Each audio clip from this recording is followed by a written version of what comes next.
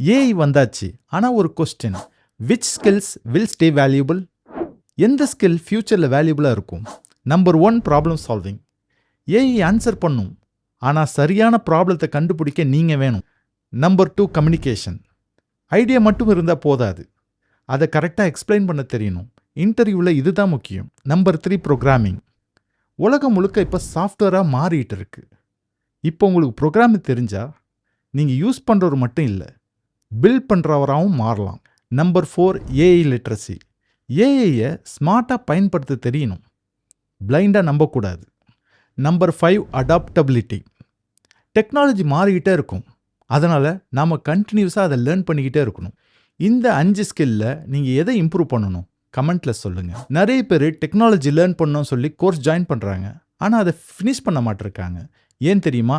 Next எபிசோட்ல பார்க்கலாம். AI வந்தாச்சு. ஆனா ஒரு கொஸ்டின்.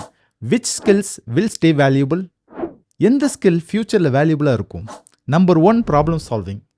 ஏஐ ஆன்சர் பண்ணும். ஆனா சரியான ப்ராப்ளத்தை கண்டுபிடிக்க நீங்க வேணும். Number 2 communication. ஐடியா மட்டும் இருந்தா போதாது. அதை கரெக்டா எக்ஸ்பிளைன் பண்ண தெரியணும். இன்டர்வியூல இதுதான் முக்கியம். Number 3 programming. உலகம் முழுக்க இப்ப சாஃப்ட்வேரா மாறிட்டு இருக்கு. இப்போ உங்களுக்கு ப்ரோக்ராம் தெரிஞ்சா நீங்க யூஸ் பண்றவர் மட்டும் இல்ல, பில்ட் பண்றவராகவும் மாறலாம். Number 4 AI literacy. ஏஐய ஸ்மார்ட்டா பயன்படுத்த தெரியணும். பிளைண்டா நம்பக்கூடாது. Number 5 adaptability. டெக்னாலஜி மாறிக்கிட்டே இருக்கும். அதனால நாம கண்டினியூஸா அதை லேர்ன் பண்ணிக்கிட்டே இருக்கணும்.